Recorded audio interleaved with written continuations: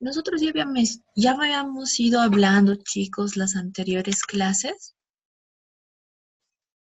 haciendo referencia, ¿no? A lo que habíamos visto. Habíamos ido dando algunas definiciones y haciendo referencia también a situaciones que eran necesarias para nosotros conocer antes de dimensionar el conductor, ¿sí? Habíamos hablado entre ellas la influencia de lo que son las condiciones climáticas, ¿no? Entonces, nosotros vamos a abordar a detalle el tema de hoy, ¿sí? Haciendo referencia a lo que es líneas de transmisión a nivel nacional, ¿sí? Vamos a referirnos específicamente al mapa de Bolivia, ¿sí?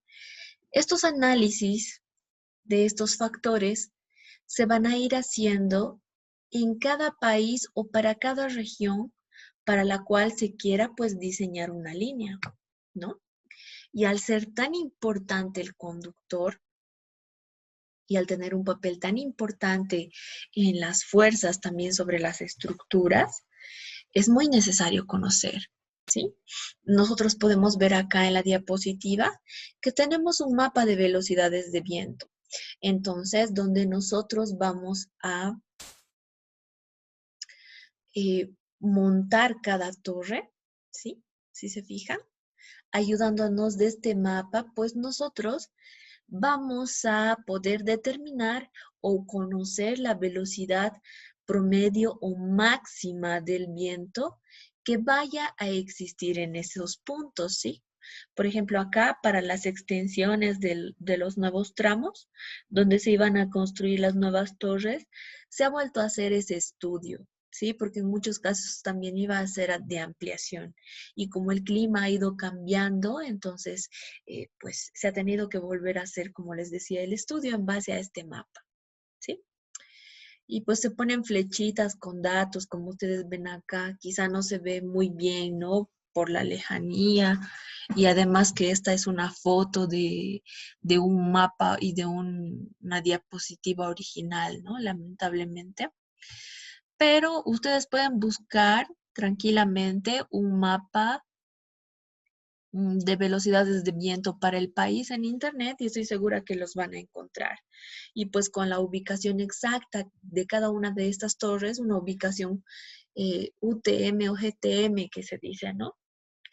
Una ubicación global con latitud y demás, van a poder hallar esas velocidades específicas máximas y promedio de viento en las cuales nos vamos a basar para definir el calibre de conductor, ¿sí? Después de haber decidido el calibre en base a la cantidad de corriente, ¿sí? El primer criterio de dimensionamiento, entonces, es la capacidad de transmisión de la corriente. El segundo criterio es que soporte ese calibre de conductor todas estos esfuerzos nuevos a los que va a ir siendo sometido, ¿sí? Entre ellos tenemos lo que es el viento. Sí, nosotros podemos ver en este caso, esto ha pasado en España hace un tiempo atrás, y podemos observar que pues en realidad ha sido una tormenta, sí, casi huracán. Y evidentemente para esos esfuerzos esta estructura no estaba dimensionada, ¿sí? Y la desbarató, ¿no? La oscilación del conductor hizo que ésta se desbaratara. Entonces ahí podemos verificar la importancia de tomar en cuenta, ¿no? Esas tensiones y velocidades de viento a las que yo les hacía referencia, ¿sí? Otra característica importante que nosotros debemos considerar dentro de las características climáticas del país también es la temperatura, ¿sí? Porque recuerden que los conductores, al estar hechos de metal, van a tener la tendencia a la dilatación o a la contracción, ¿sí? Es por eso que nosotros debíamos ver temperaturas máximas, temperaturas mínimas, porque recuerden que cuando la temperatura es más pequeña, mi conductor se contrae, se vuelve más chiquito. y yo ya tengo una tensión de tesado. ¿Y qué va a llegar a pasar si la tensión de tesado está al límite y mi conductor se contrae? Ese conductor va a tener la tendencia a romperse, ¿verdad? Es por eso que de alguna manera el conductor no se tesa al límite y se van haciendo estudios del tipo cálculo del análisis de la flecha inicial, que justamente vamos a ver hoy día, ¿sí? Como les decía, es importante que sepamos la temperatura a la que nosotros vamos a llegar a hacer esa instalación. Nosotros recuerden que tenemos a nivel nacional todo lo que son los valles, los llanos, ¿sí? La parte azul, y el altiplano, ¿no? Estas tres regiones que ayudan a toda la riqueza de la diversidad de nuestro país, pues también nos perjudican un poco al momento de diseñar nuestro proyecto en líneas de transmisión, ¿sí? Esta diversidad eh, usualmente en otros países no se da, ¿sí? Es una característica propia del nuestro, ¿ok? Perfecto. Entonces, como ustedes podrán ver, ¿sí? Parte de esas características climáticas que nosotros vamos a ir a analizar van a ser la caída de la nieve, porque como yo les decía, la caída de la nieve va a ocasionar también una tensión dentro del conductor, ¿no? Sobre el conductor en realidad, pesado, debido al peso, ¿no? La nieve evidentemente en determinado momento va a llegar a aparecer como algodón, ¿sí? Pero luego se va a solidificar y cuando se solidifica es cuando en realidad ya empieza a pesar mucho más. Y si no se considera esas situaciones, ¿sí? Nuestras estructuras se van a caer. Es lo que ha sucedido hace poco, no sé si se acuerdan. Hace muy poquito tiempo, no más de un año o dos, tal vez máximo 5, se veía que en Potosí se han quedado sin energía eléctrica debido a la nevada, ¿sí? Eso resulta porque en realidad esa estructura eléctrica, esa estructura soporte de las redes de electricidad no había sido diseñada para esos fines, ¿no? Ni siquiera se había visto antes nieve, entonces no se ha previsto. Estos estudios meteorológicos que se van dando de los mapas, lo van haciendo y van sacando promedios de cada 20 y en algunos casos hasta 100 años atrás. ¿Sí? Pero no podemos, en base a esos, de alguna manera, podemos tratar de prever el futuro. Sin embargo, tampoco es muy exacto, ¿verdad? Entonces, por eso que se ocasionan ese tipo de daños, ¿sí? Y bueno, otra opción sería, ¿no? Tal vez dimensionar, se imaginan si dimensionáramos una línea para Cochabamba, viendo que en el Tunari nieva, tal vez de alguna manera osada decir o determinar de que probablemente vaya a nevar en Cochabamba más adelante. Estaríamos sobredimensionando, ¿sí? En ese caso, ese sobredimensionamiento nos llega a costar en dinero y estas líneas de transmisión tienden a ser muy caras y usualmente no se realiza ese sobredimensionamiento, ¿sí? Es por eso que se hace el estudio retrospectivo de estos mapas de entre 20 a 100 años atrás. Si no ha nevado en 20 años hasta ahora, es poco probable que nieve en otros 20 o 100 años más adelante. Pero ya han visto, ¿no? Como en Potosí, que no hay que confiarse, entonces supongo que ya están tomando en cuenta esas previsiones. Y otra parte importante que también vamos a tomar en cuenta, chicos, recuerden que es esto de las correcciones según los límites de altitud. No sé si se acuerdan, ¿no? Los campos magnéticos y la influencia de los campos magnéticos entre las líneas, ¿sí? Incluso en los motores, ¿no? Hace que llegue a afectar de alguna manera en el funcionamiento. En los motores ustedes saben que cuando nos encontramos a altitudes mayores a los niveles del mar, tenemos que llegar a corregir, ¿no? Corregir lo que es el funcionamiento. Ya no va a funcionar al 100% de su capacidad. ese motor. Entonces, de la misma manera, las líneas de alta tensión, según la altitud, va a tener una ligera influencia y vamos a tener que hacer unas pequeñas correcciones, ¿sí? Sin embargo, nosotros como técnicos no vamos a hacer este tipo de cálculos. Y de alguna manera les puedo indicar que de manera más sencilla los softwares ya lo realizan. ¿Ok? Simplemente ustedes tienen que indicar, ¿no? En qué parte del mapa están. Por ejemplo, aquí les puedo mostrar esta, no recuerdo bien qué parte de nuestro país es eso, que si no me equivoco es más allá de Corani. Pero aquí ustedes pueden ver que ya pues el clima también allá es diferente, ¿no? Si se acuerdan, era más húmedo el lugar, teníamos ya nubecitas, medio que a ratos hacía un tremendo sol, pero aquí, por ejemplo, cuando estaban haciendo el mantenimiento de esa torre, estaba haciendo un sol tremendo, pero a las pocas horas, como pueden ver al lado izquierdo, ya pues se estaba tornando lluvioso el día, ¿no? Sabemos que tenemos esa diversidad climática en algunos de nuestros departamentos del país. Entonces, es por eso que se toma mucho, mucho en cuenta y de alguna manera se llega a complejizar un poquito más esta parte del dimensionamiento del conductor. Sí, aquí podemos ver nosotros tal vez las descripciones, ¿no? El factor densidad de aire nos va a afectar, la velocidad del viento afecta, la presión del viento también, el espesor de hielo que se prevé en caso de que nieve, ¿sí? La carga del hielo, la temperatura a la que va a estar trabajando el conductor siempre, la temperatura ambiente normal, el factor de carga debido al clima, ese es un factor que se maneja de alguna manera constante. No sé si tienen entonces respecto a esta parte alguna duda, chicos, antes de seguir avanzando.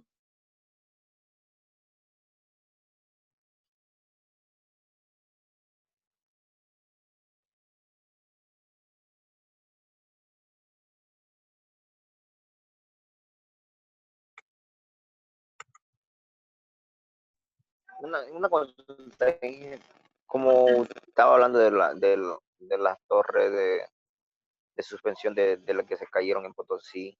¿Qué Ajá. pasaría cuando en las torres que se crean no son para también para caídas de rayos? De rayos sí, pero en realidad el rayo no hace un esfuerzo netamente mecánico, ¿sí? Afecta directamente al cuerpo de Porque circuito del conductor. porque el año pasado lo mismo pasó pero en Oruro cayó un rayo Ujú. y dejó casi 2 horas o 1 hora, creo, no me acuerdo muy bien, y sin luz a toda la ciudad. Sí, en realidad, como tú mencionas, se pone un cable de guardia, es como que sacrificamos un soldado, ¿no? En la punta para que reciba el rayo.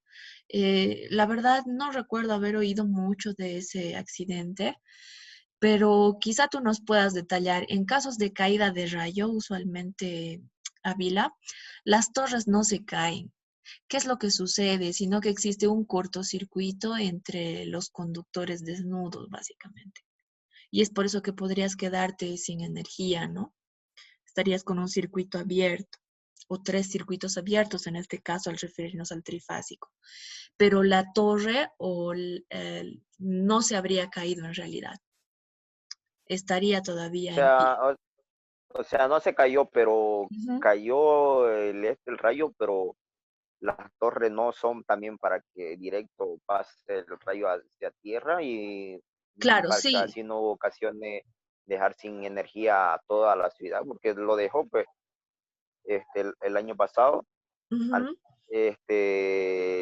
sin luz eléctrica a toda la ciudad. De hecho, tienes razón. Vamos a ver más adelante eso en un capítulo especial, ¿no? Cada dibujar en este caso tiene que tener su barra de aterramiento. Si no es barra, es placa. Pero como también les mencionaba, por ejemplo, esta ya es la doble terna que está viniendo, ¿no?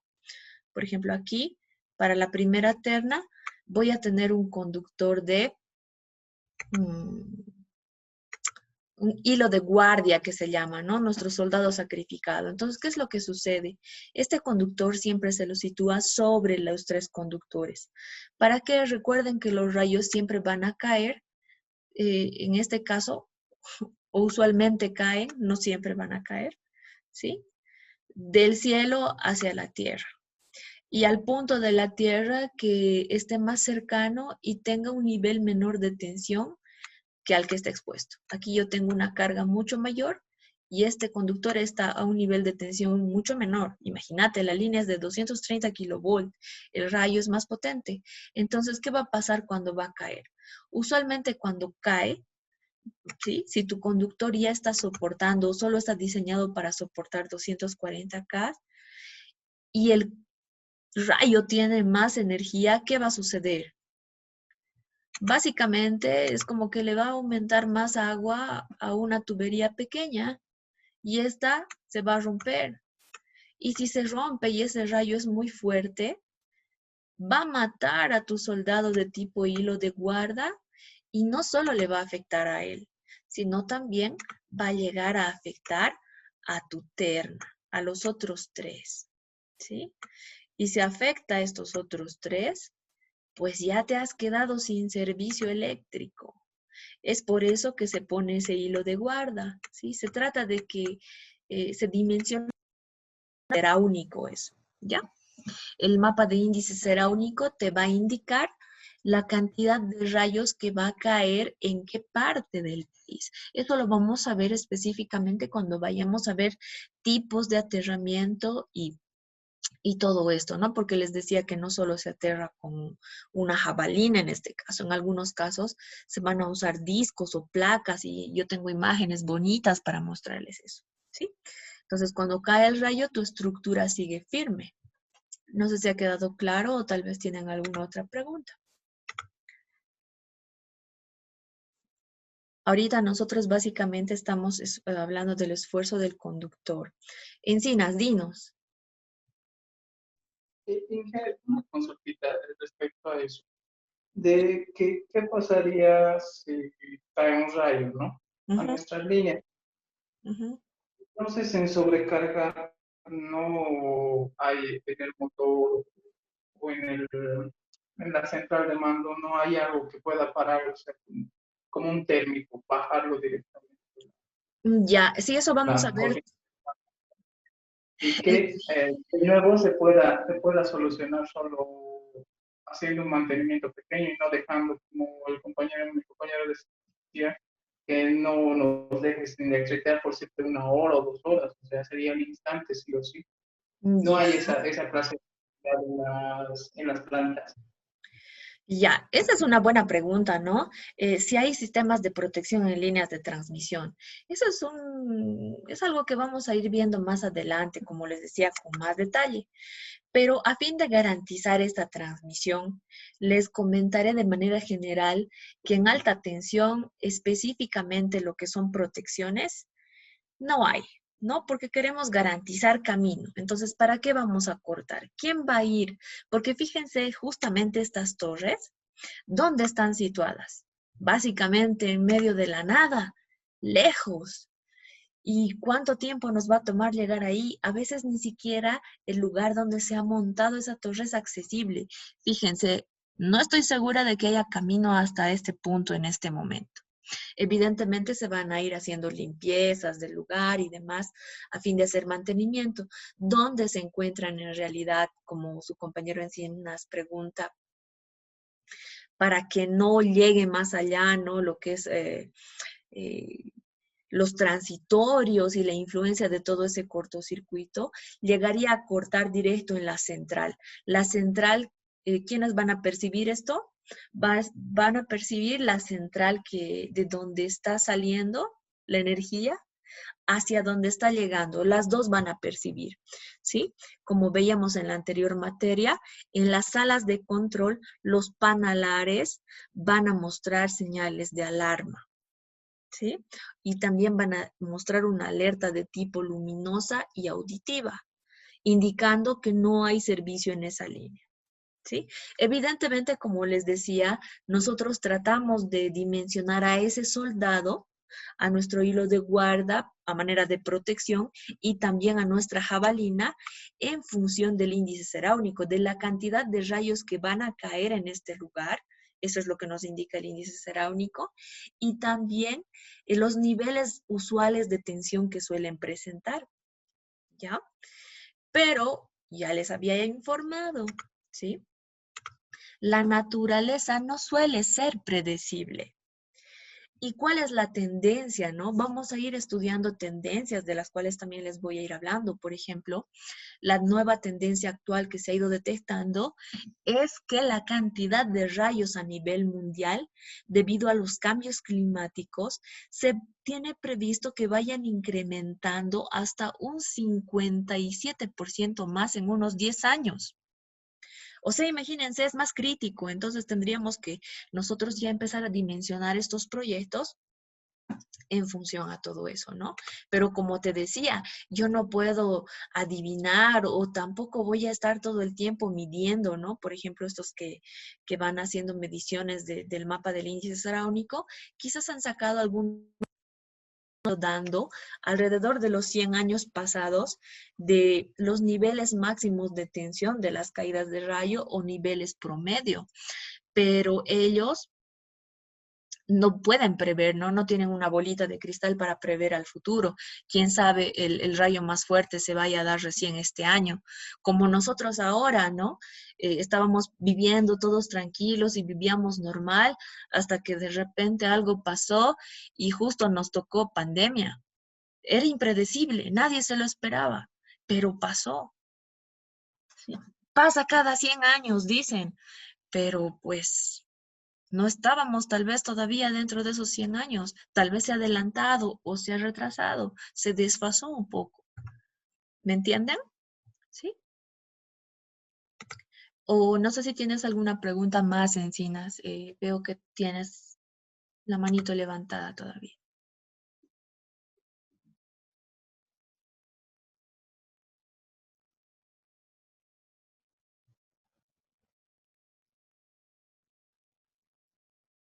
¿Está todo bien?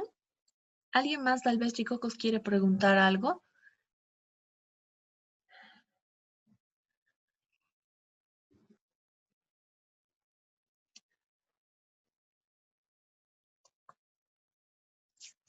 ¿Nadie? Asumo que todo está bien entonces. Muy bien. Encinas, por si acaso tienes todavía tu manito levantada, ya puedes bajar tu manito. Ahí estás. Ya. Listo, chicos. Entonces, me alegra mucho que haya quedado claro esta parte. Sí, son condiciones que van a ir a afectar, como les decía, directamente a nuestra línea, pero eso se va a reflejar en el cálculo mecánico que nosotros vayamos a tener que hacer de ese conductor. Y este cálculo mecánico primario va a ser el de la flecha, ¿ya? Entonces, nosotros ya habíamos hablado de la flecha como una distancia mínima que existiría entre esta curvatura del conductor o la catenaria hacia una línea de referencia entre los vértices de mis otras dos estructuras, ¿verdad?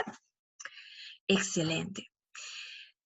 ¿Por qué tengo aquí dos ecuaciones? De hecho, voy a verificar y voy a tener que calcular esto con una ecuación. Recuerden que la matemática siempre trata de explicar todos los fenómenos, ¿sí? Y tratamos de demostrar todo lo que pasa a nuestro alrededor mediante ella. Y como esta vez no es diferente, va a pasar lo mismo con la flecha. Pero la pregunta es ¿por qué tengo dos ecuaciones diferentes? ¿Ya? Esta ecuación, si ustedes pueden fijarse, de alguna manera está un poco más detallada, ¿ya? ¿Detallada en qué? Dice que la flecha máxima inicial, ¿por qué me dice inicial? ¿Por qué hago referencia a una flecha inicial? Porque la primera vez que yo tese el conductor, voy a tener una flecha, pero cuando suba la temperatura, voy a tener otra. Y cuando vaya pasando el tiempo, porque la corriente va a ir pasando y también va a calentar mi conductor, esa también va a ser diferente. Entonces todo va a ir influyendo a esa flecha. Es por eso que yo hablo de una flecha inicial. ¿Está bien? Pero ¿cuáles son estos componentes que van a afectar para que yo determine mi flecha inicial? P, el peso de mi conductor básicamente, X, que va a ser esta distancia, la distancia entre los vértices de mis dos estructuras más cercanas, o la que tiene mi catenaria, ¿sí? La que está elevando mi catenaria. Mi catenaria hace referencia al conductor que tiene su flechita, ¿ok? Perfecto. Entonces, dice que todo esto va a estar dividido entre un número constante, que va a ser 8, que va a tener que estar multiplicado por la tensión. Esa tensión va a ser la tensión a la que va a estar sometido mi conductor. Recuerden que no es solo la tensión a la que está tesado, sino que voy a tener que influirla también por lo que llegaría a ser mi vano viento, mi vano peso, ¿no? Porque cuando hablo del vano peso, me hago referencia a que si ese lugar tiene hielo, pues el hielo va a estar sobre él y le va a aumentar un peso más del que ya tiene, ¿sí? Entonces va a estar afectado por todas estas cargas. Y todas esas cargas de trabajo van a hacer que esta tensión de alguna manera esté directamente relacionada con la tensión mecánica de rotura. ¿Sí? ¿Se ha entendido esa parte, chicos?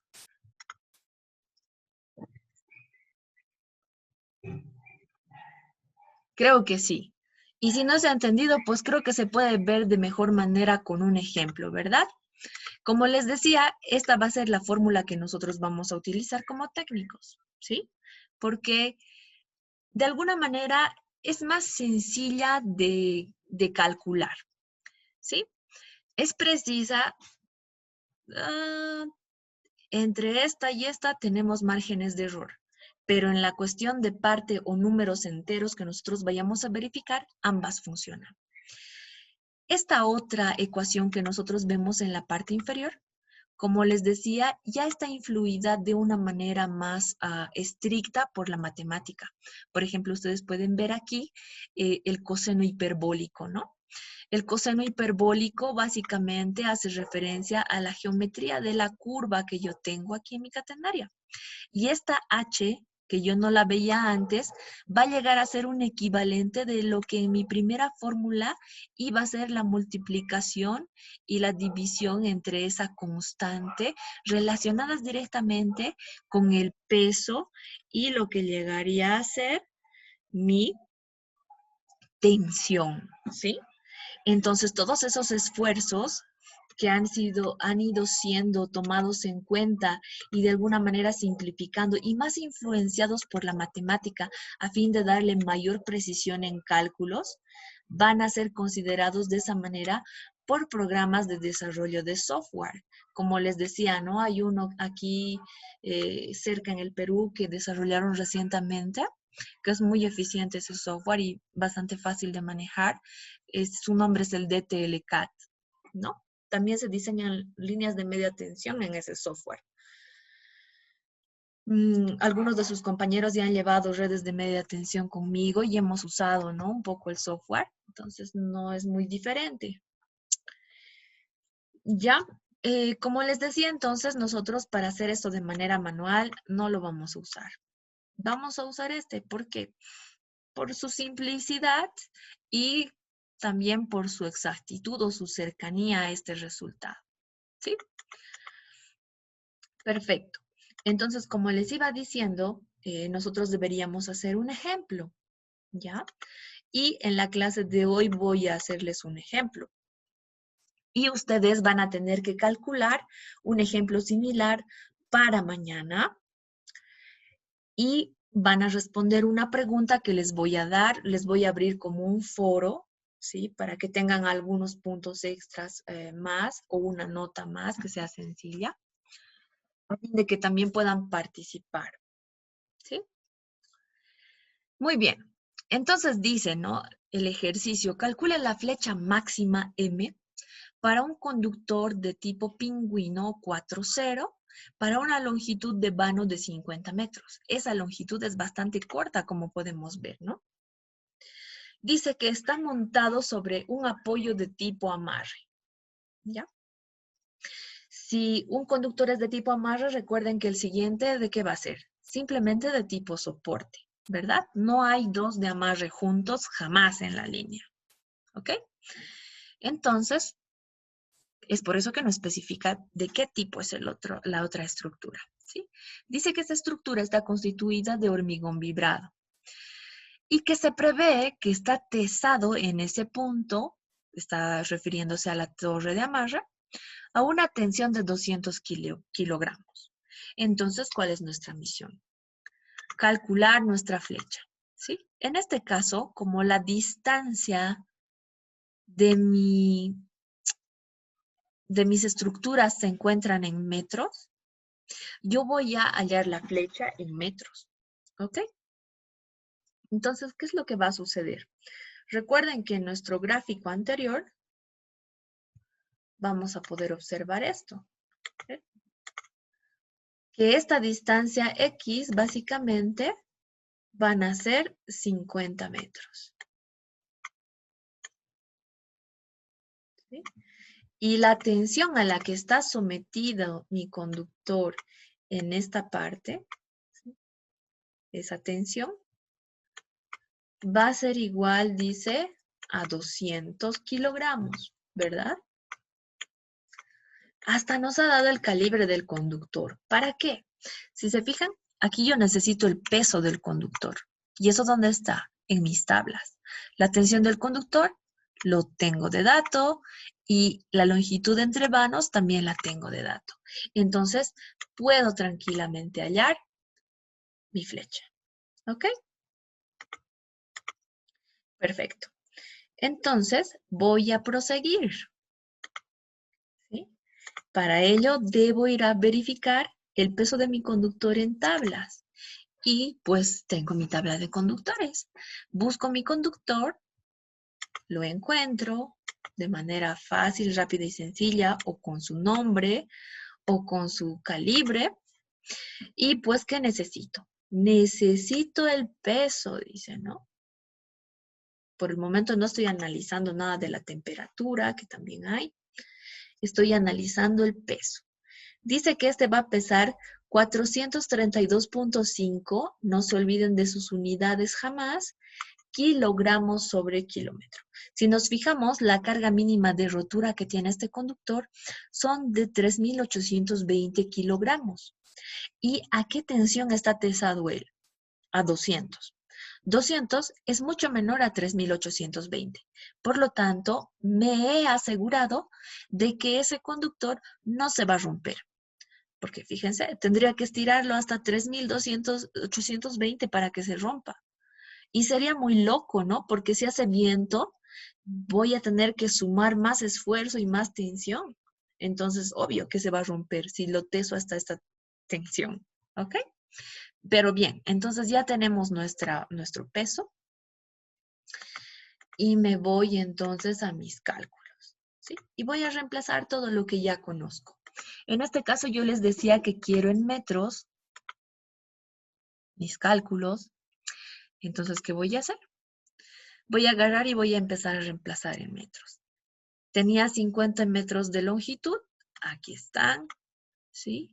¿Cuál era el peso de mi conductor? El peso de mi conductor dice que eran 432.5, pero estaba en kilogramos sobre kilómetro. Entonces, tendré que convertir a kilogramos por metro, ¿sí? Entonces, esta variable no es óptima, ¿verdad? Denme un segundito. Tenemos que corregirla.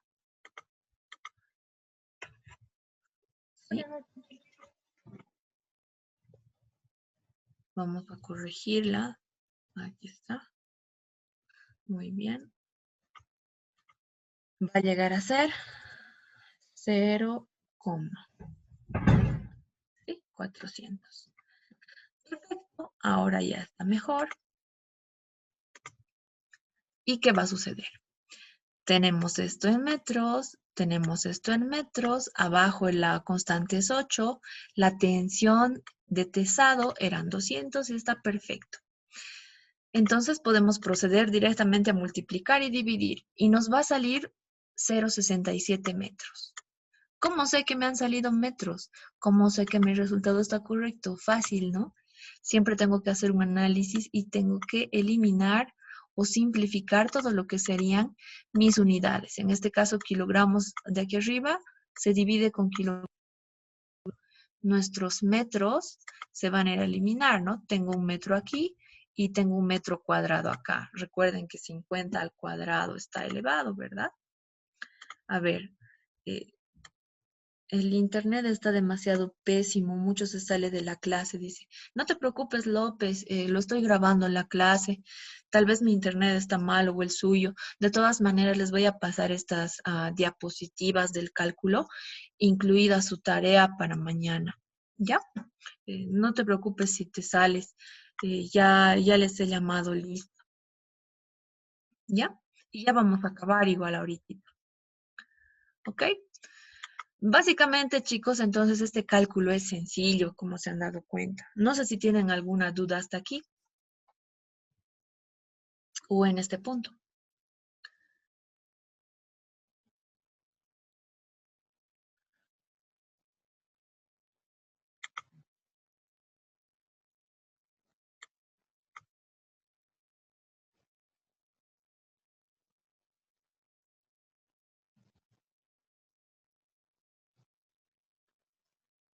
¿No hay ninguna duda, chicos? Ok.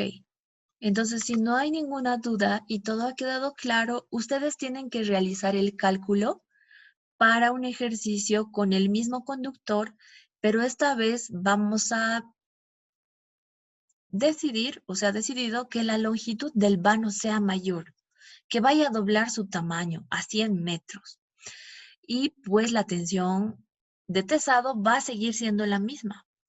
Entonces la pregunta es, ¿cuál es la flecha? ¿No? Que nos va a salir la nueva. Y por lo tanto, ¿qué está pasando con la flecha del conductor si el vano es más largo? Si el vano es más largo, ¿qué pasará con la flecha? ¿Crecerá en realidad la flecha? ¿Será más pequeña? Eso es lo que necesito que definan después de calcular, ¿sí? Para ello van a subir un screenshot de su cálculo o una foto de su cuaderno donde han hecho el cálculo y con un comentario de las conclusiones a las que han llegado, ¿sí? Esa sería entonces su tarea para mañana y hasta aquí sería la clase de hoy. No hay preguntas, ¿verdad?